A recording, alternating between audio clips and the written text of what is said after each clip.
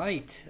Hello, everyone. Everything should be working. I am a little bit behind. I apologize for that. If you have not been here before, my name is Matt. I am a therapist in private practice. I own a group practice, and I like to make videos all the time, usually every week on YouTube about how to run and grow private practices.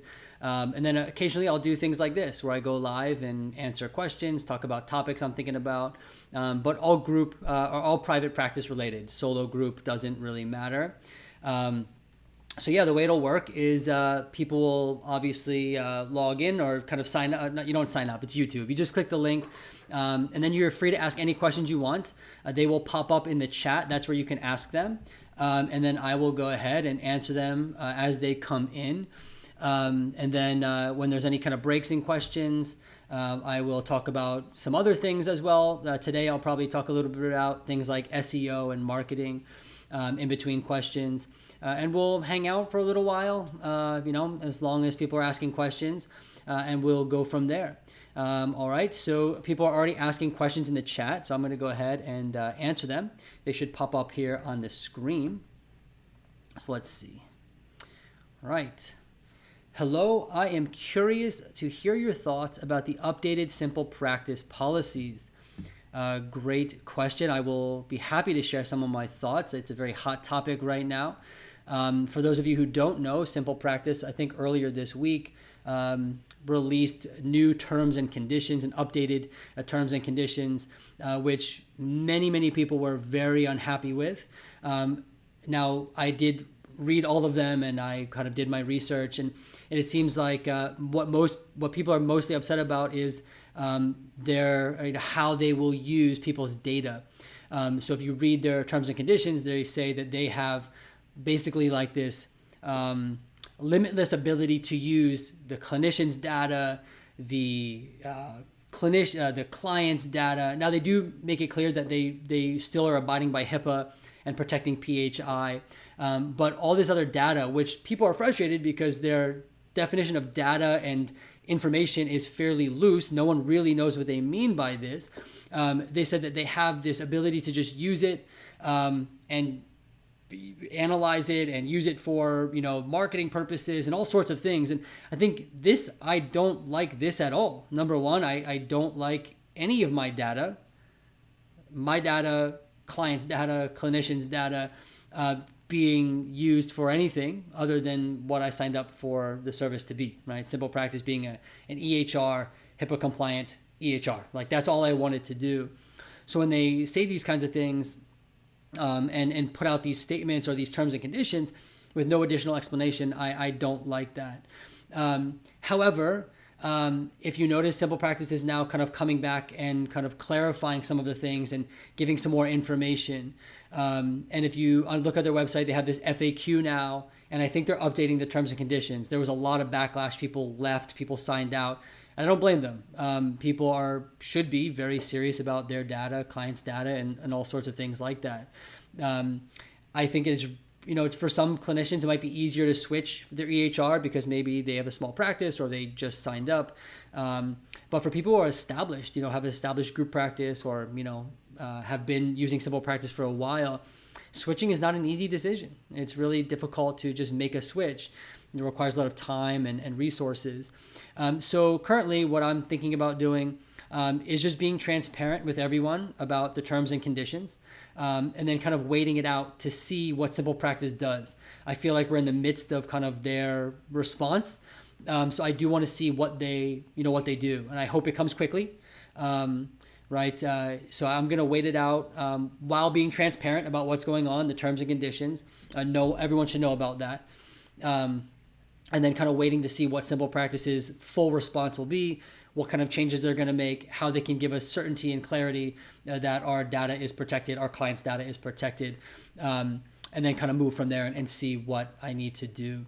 But yeah, that's kind of how I'm approaching it now. One thing I've learned about private practice is unless you really have to, making a decision quickly, like for example, if you see that terms and conditions and immediately sign up for a new EHR, might be a little bit too quick because you do want to see how things play out, if possible. And I think this is one of those situations.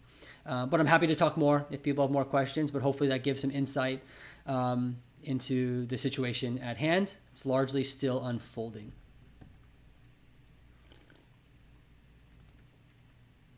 You're welcome. This is a topic a lot of people are talking about, and I'm happy to share my 2 cents. I will say this about SimplePractice.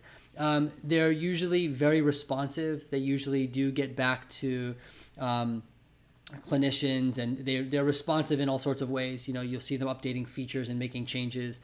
So I'm hopeful that they'll respond, and I'm really hoping that they respond positively and make changes and give us explanations that we need and that we deserve. I think one of the major issues that I was so frustrated by is that they drop these terms and conditions with no explanation. And most of us are not attorneys. We don't know how to interpret this entirely. We can understand what it says, but the nuanced interpretation, we don't have that, right? Most of us don't. So to have no additional info was very not good. So I'm hoping that additional info, those explanations come out. Cool. So I'm happy to talk more about that if people are interested. If you're just joining, please feel free to drop your questions into the chat. This is where I will see them, and then I will answer the questions. But while we have kind of a bit of a delay in between questions being asked, I'm going to talk about a couple of things that I've been learning and diving deep into in private practice.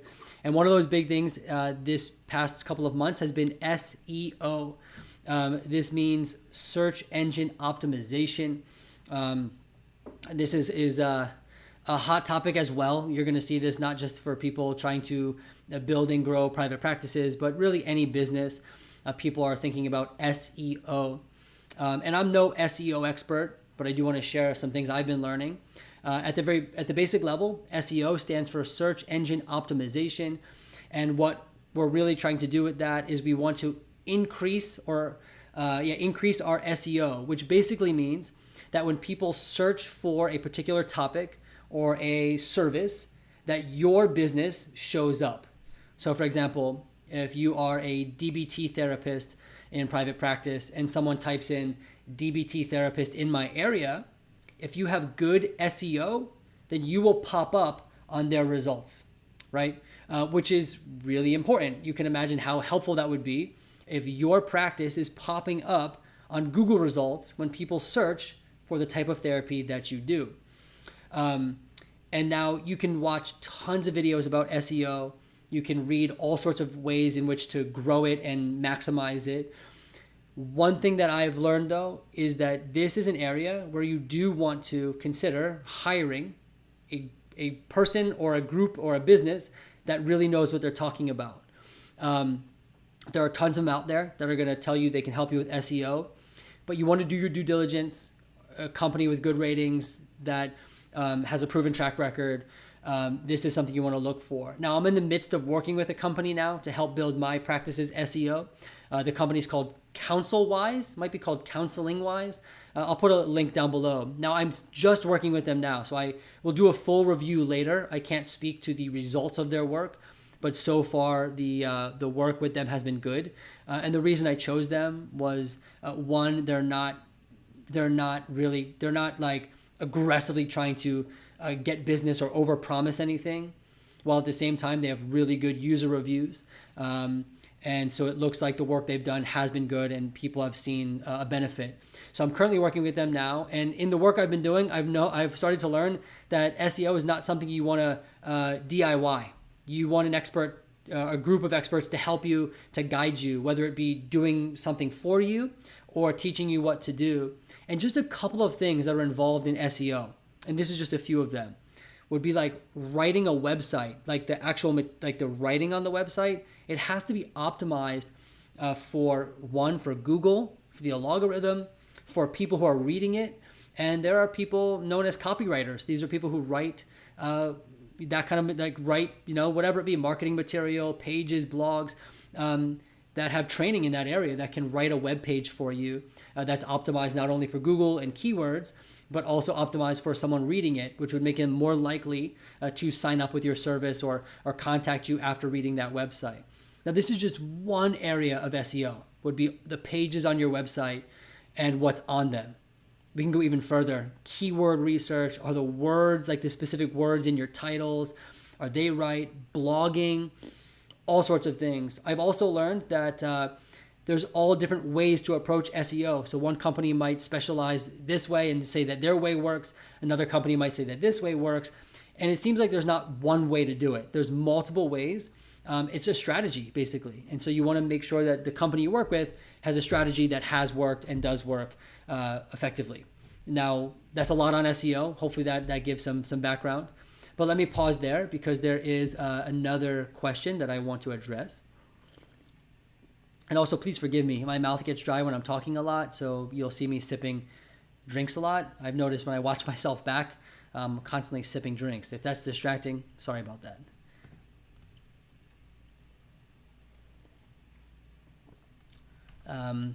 This person asks, do you think if we ask questions like, how do I go about exporting client data so that I can transition out of SimplePractice, even if we do right away move out of SP, it may get them to rethink.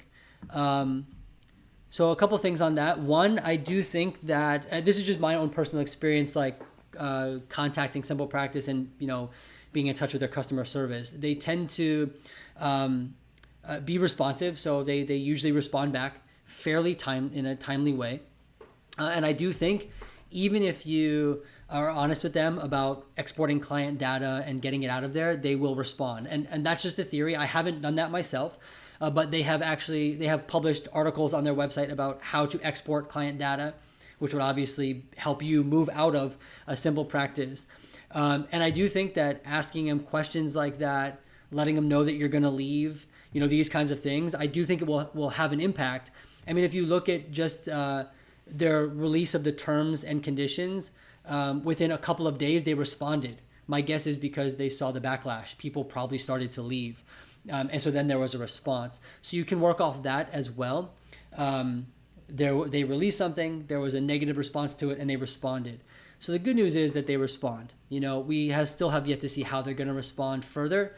And I hope that it's positive. But yeah, I think, they're a fairly large company. I think they have, 10, 20, 30. I forget how many. They have it on their website, like maybe 100,000, clients, meaning private practices and therapists. So, obviously one email itself might not be the thing that changes everything, but that email coupled with everyone else's and the backlash will have an impact. So if that's something you feel strongly about sharing, you should share it with them. Great question, great thought.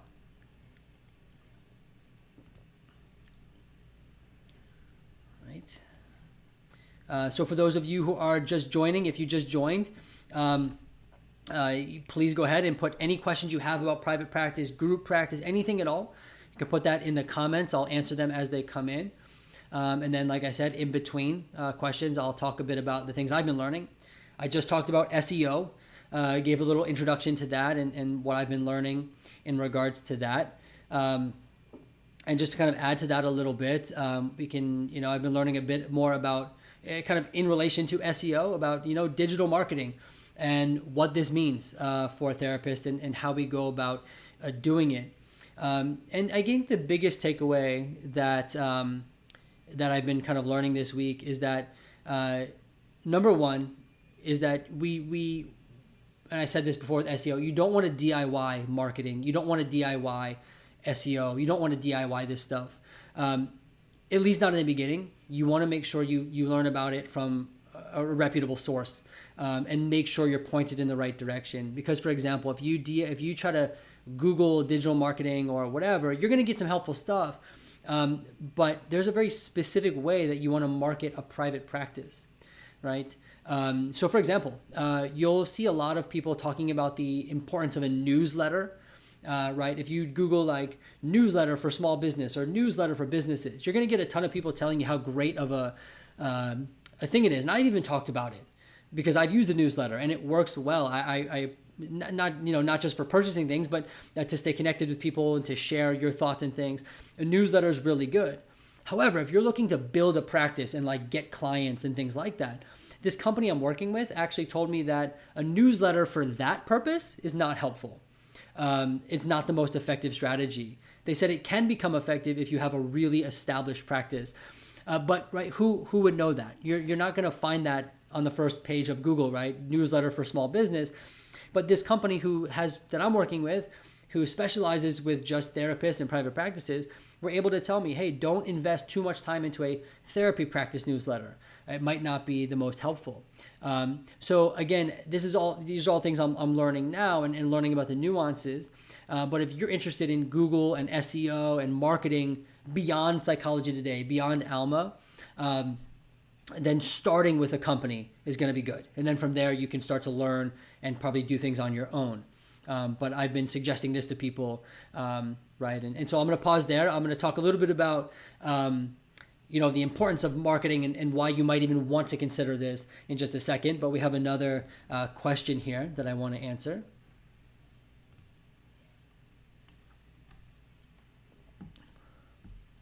So can we as clinicians be responsible for breach of data confidentiality if we continue with SimplePractice and they implement their new policy?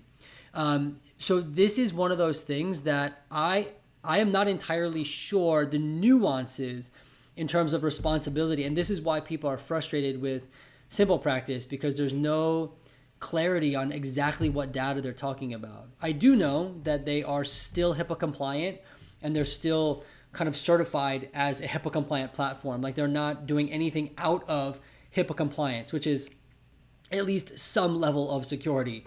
It's not great considering all these other things they said, but you do know that using SimplePractice, anything that they're doing, they are saying that we are within the HIPAA compliant boundary. So that's good. I don't know the nuances of what we would be responsible for and what they would be responsible for.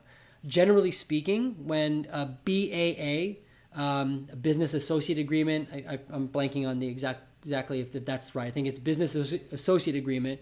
Whenever you sign a BAA or you kind of execute a BAA, basically what's happening there is that the company, so for a BAA would be used for any company that you might have to share PHI with or client data with. So for example, if you use Alma as a billing tool as part of your private practice, you have a BAA, and that BAA basically says that Alma is going to be HIPAA. They're going to abide by HIPAA rules and regulations and all that. So my guess is that the BAA with SimplePractice, it states that they're going to remain HIPAA compliant.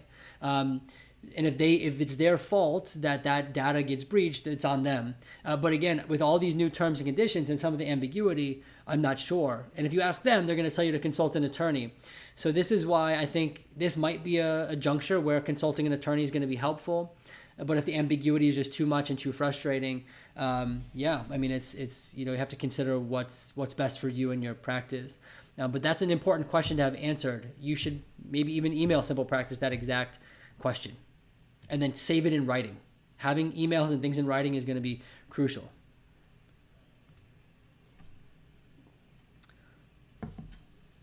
These are great things to ask, or great questions.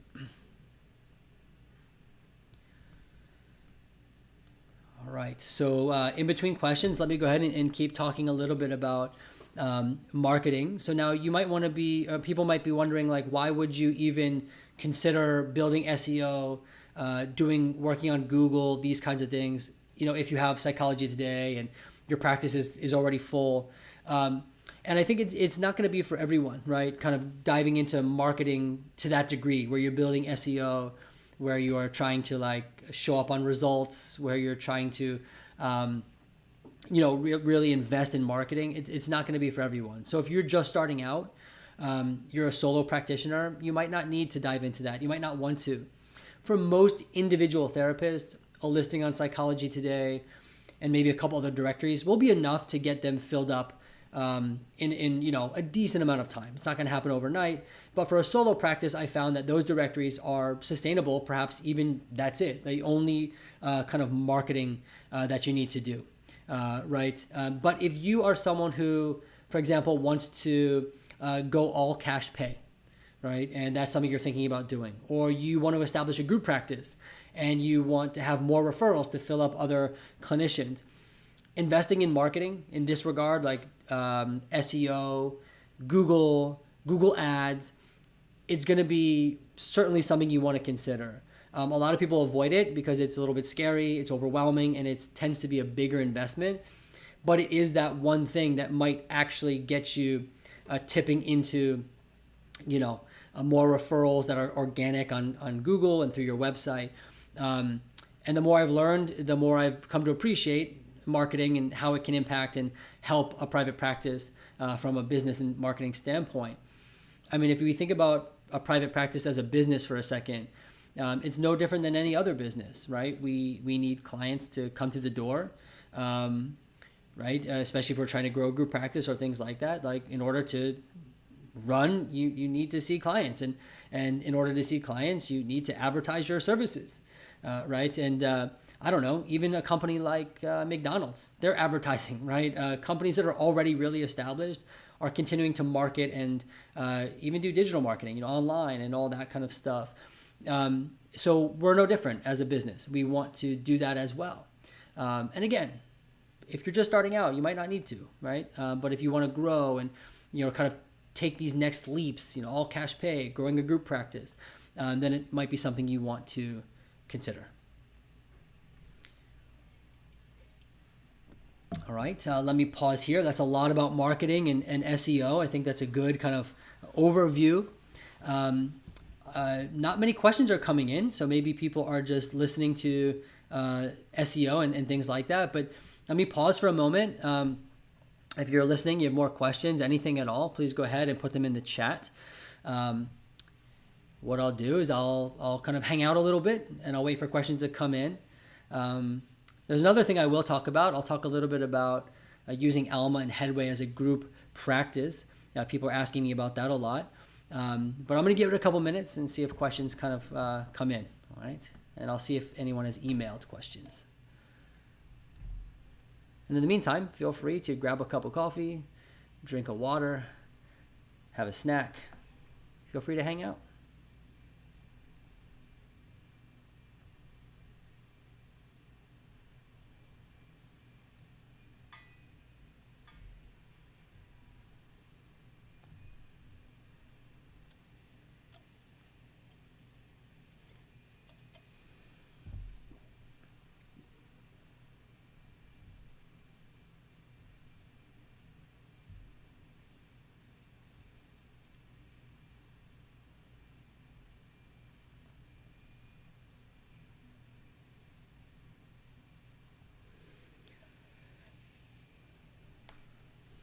Right, so we're caught up on questions here, which is great.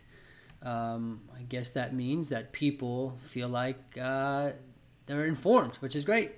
Oh no, I think you can still hear me. Give me 1 second. My camera just died. Let me see if I can fix that. I apologize.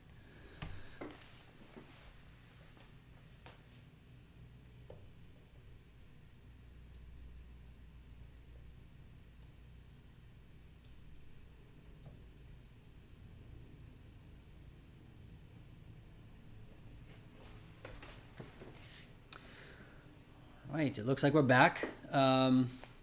If that dies again, it might mean it's overheating. If that dies, we might go audio only, but that's okay. We can still make it work. But let's see. I will go, it's 12:58. We have some people watching now. Again, if you have questions, please drop them in the chat. I'll give it about, if we go 5 minutes without a question, then we'll say, okay, we'll call it a day. But we have a couple questions coming in. Let's see.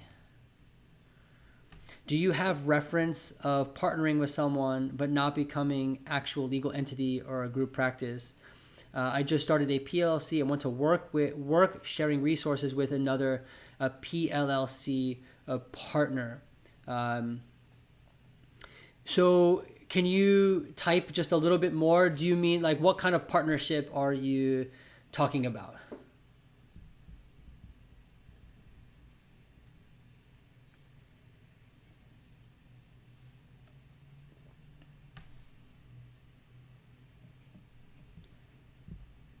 And while you type that in and give me a little more clarity on the question, I'm going to answer this next one, or at least respond to this one. Thank you for saying that about not necessarily needing SEO. I started full-time practice 4 months ago. Only marketing is Alma Headway and Psych today, and I have a full caseload. First off, congratulations on the full caseload. Very exciting, very awesome. And yeah, it's not for everyone. You don't need to even come close to thinking that this is for everyone. I think if you can get a full caseload as an independent therapist with just those things, go for it. No need to worry about SEO. It's just really for those next steps, which maybe down the line would be of interest to you. And I certainly did not do that. SEO, I ignored that for a very long time. So no worries there. Yeah, I'm glad that gives you some clarity. Right, cool. So I am going to, let's see. So yeah, hopefully. Okay, so like work together but keep separate businesses. Yeah, I mean, I guess in some regard, you have to kind of think about what you mean by working together. So for example, if so technically you're operating separate businesses, right? So then you have to kind of imagine that to whatever degree you work together, especially when it comes to clients, they're treated as independent businesses, and the client is, it would be very hard to kind of work between the two practices. Let me just hypothetical, for example. Let's say your colleague, or not your colleague, your friend in private practice is running groups, right, for a particular population, and you're doing individual, and you have one client who perhaps is doing groups with that therapist and a group with you, and an individual with you. There's no collaboration there. That client is being seen within two separate practices and has to be treated that way, almost as if you two don't know each other. Right? Those are two separate practices. Both have to follow HIPAA, cannot talk to each other about the client. That stuff cannot happen. So you have to imagine as like you don't know each other. That's from a client perspective, right? I'm not sure if that's what you're referring to, or if there's anything else you're kind of thinking about. Does that help, or is there anything else there that you're kind of wondering?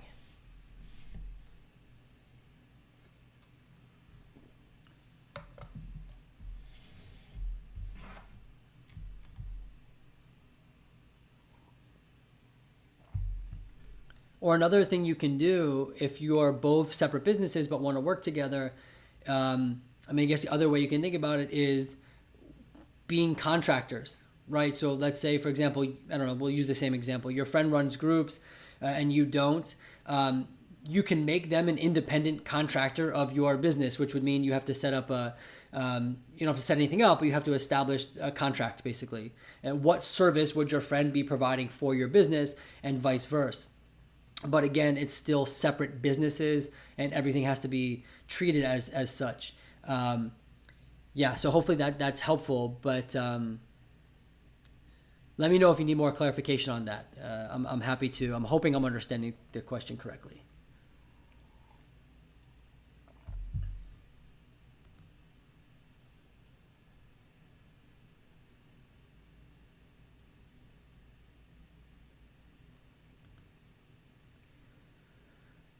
Oh, to create a group practice, then it would mean to leave the PLLC and then start a new business. So your PLLC could be the group practice. And that's mostly what a PLLC is for.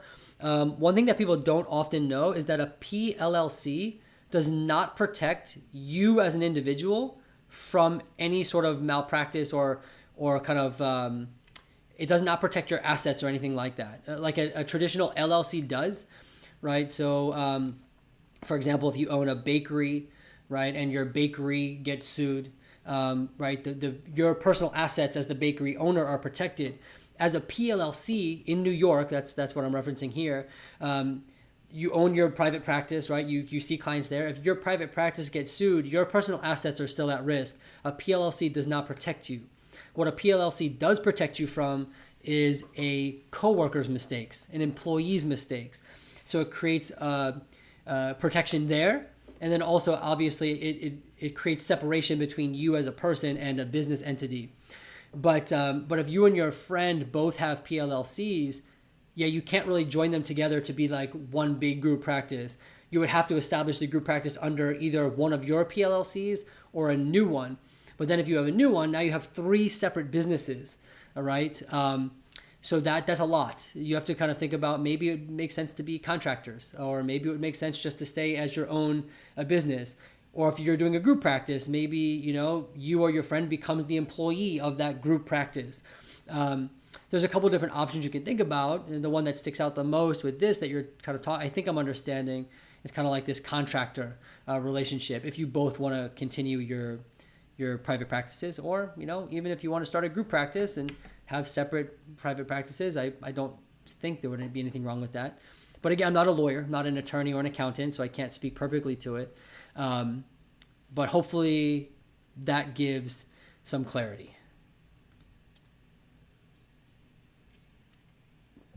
Great questions. PLLC stuff is super confusing, can be extremely frustrating, and oftentimes it's hard to get a straight answer.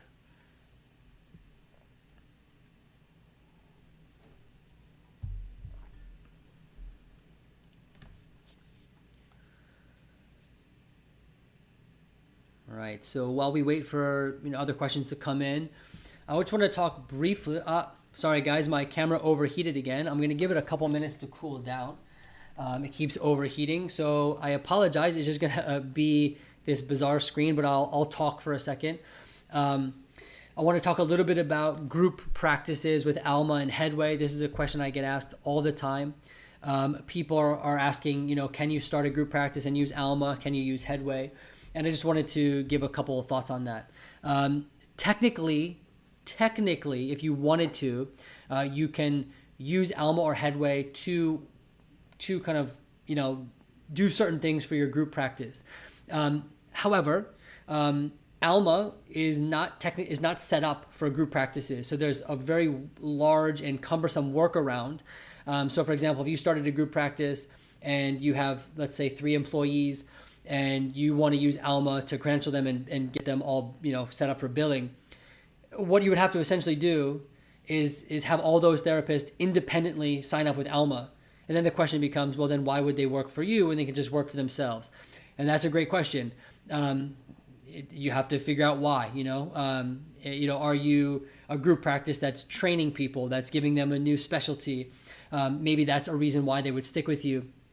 But if there are other, fully licensed people, and you're trying to kind of, not have them get fully set up with Alma on their own, Alma might not be the best bet, because they're going to have to go through the same exact process that you did.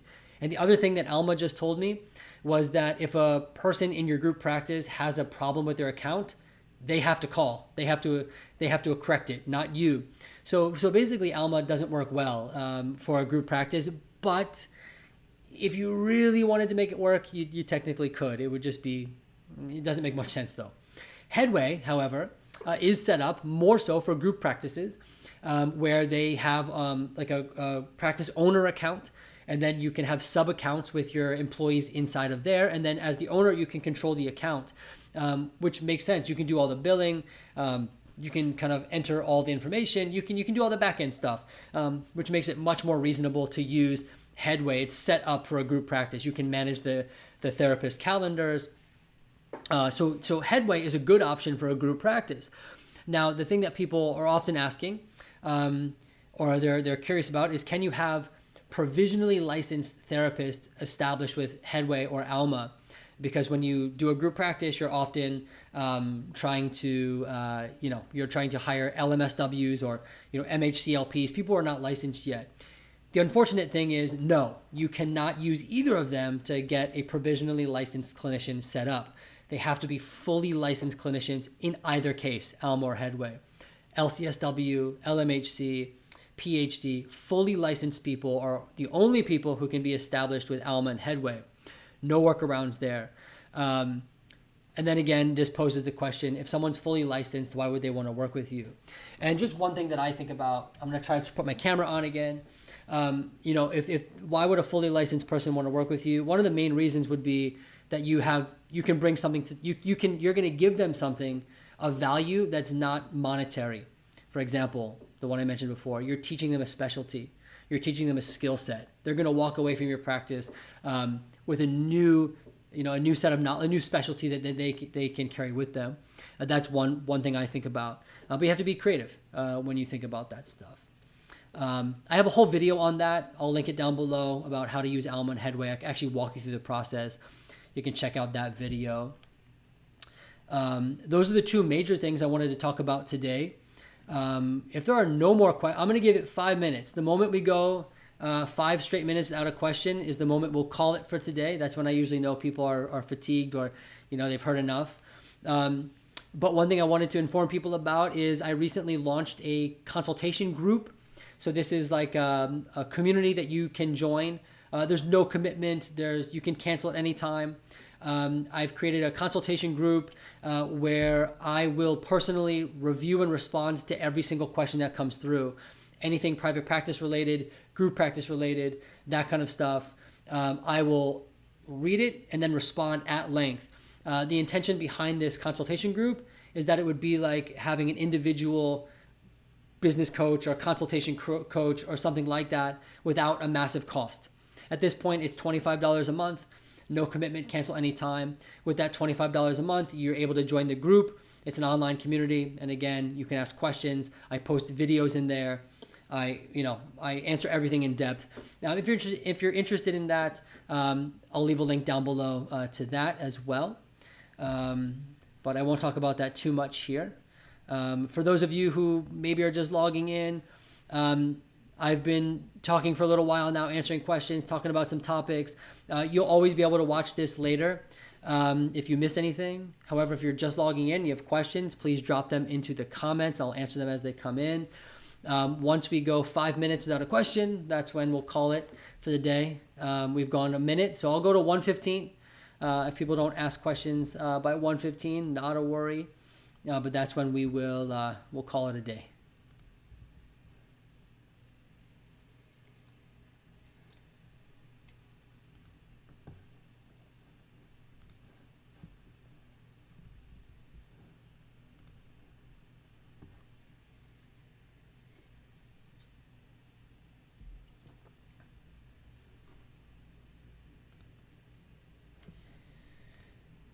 Do you have any thoughts about how to attract private paid clients? How important is a really good website? So this is a great question. So I have a lot of thoughts on this.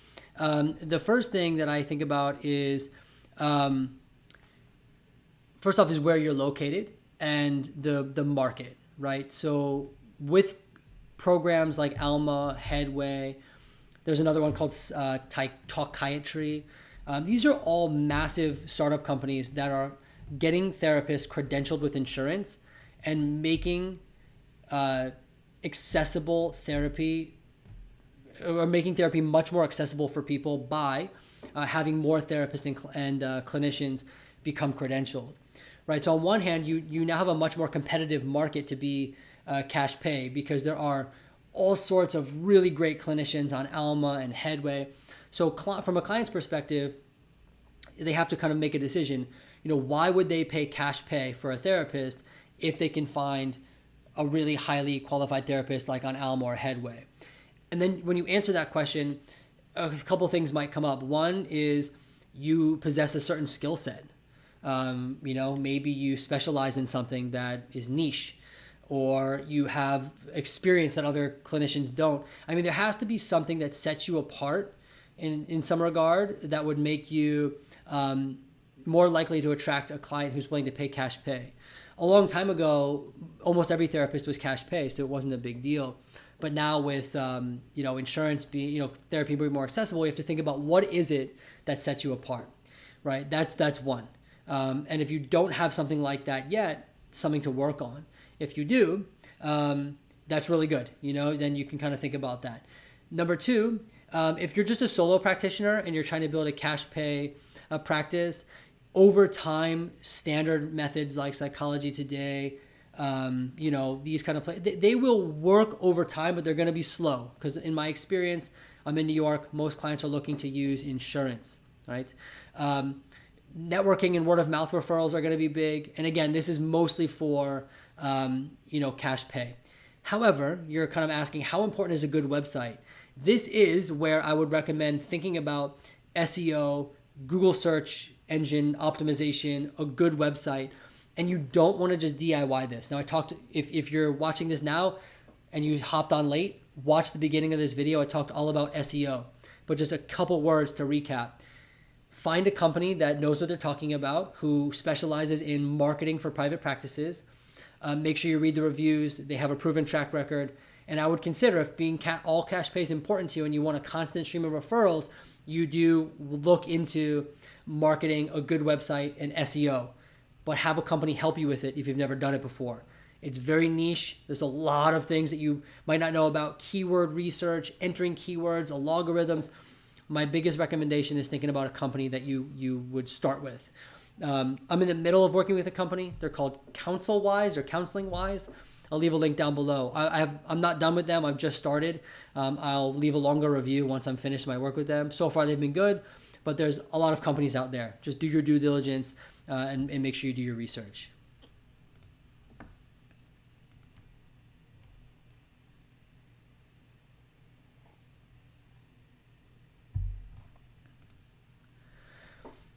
All right, so someone's asking, well, you appreciate the live stream. Awesome, thank you so much. I'm glad you appreciate it. That's why I'm here.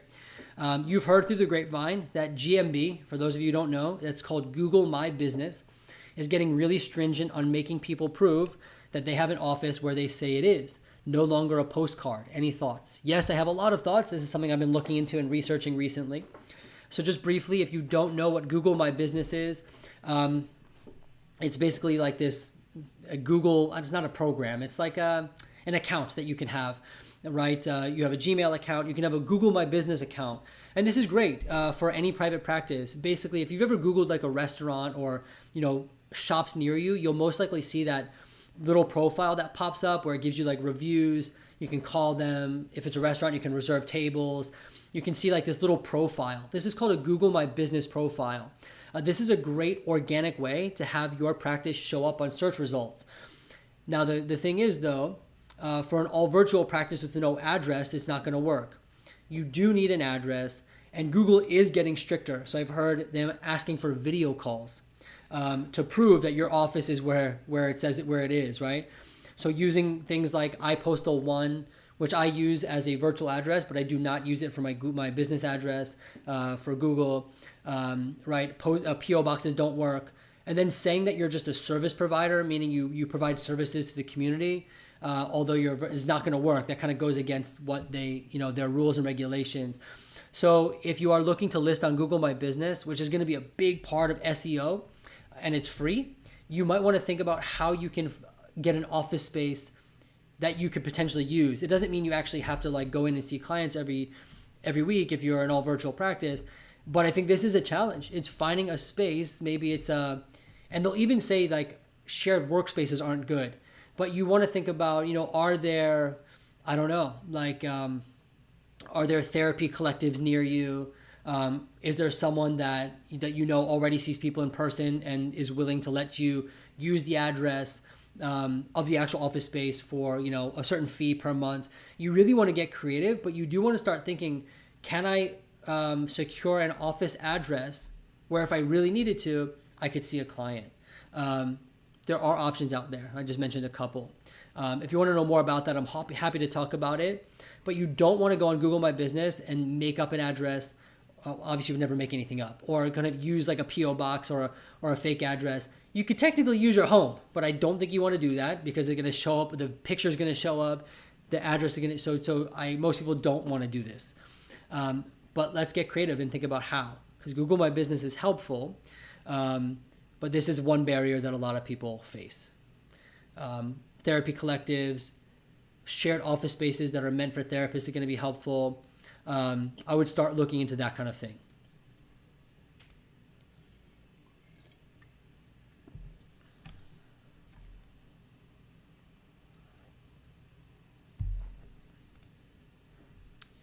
You're welcome. All right. So some questions poured in over the last couple of minutes. Fantastic. I'll give it a couple more minutes. Again, as soon as we get a big break in questions, we'll call it a day. But if you have any more questions, please go ahead and drop them in the comments. Excuse me. I will say that at 1:30, no matter what, we'll call it. But I do these every so often. So please feel free to, email me questions or consider joining the consultation group.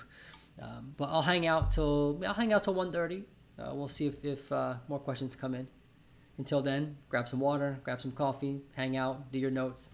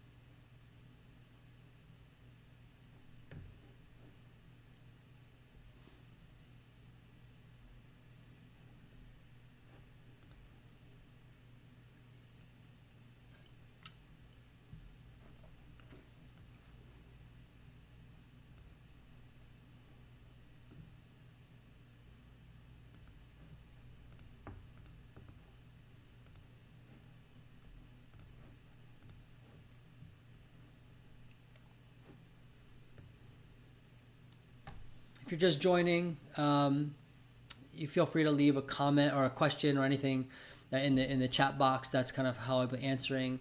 But we'll wrap up soon if there are no other questions. It's been awesome chatting with you guys, hanging out. Hope everyone has a great weekend. I'll hang out till 1:25. I know I said 1:30 before, but it looks like questions are kind of dying out.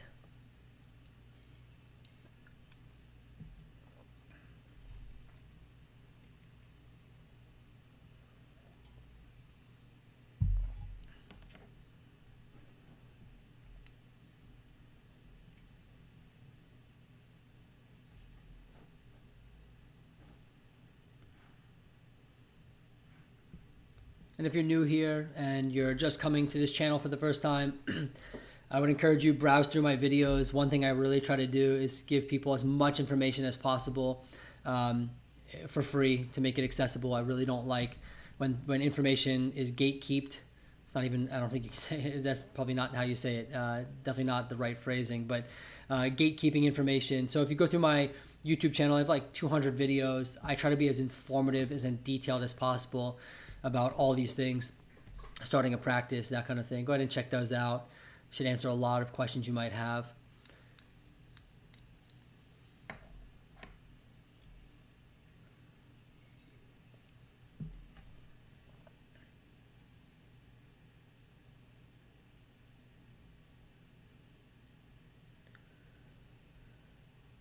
All right, we're gonna go one more minute. One more minute. I hope everyone has a great weekend. It's been awesome. I appreciate you logging in. Thanks so much for participating and joining.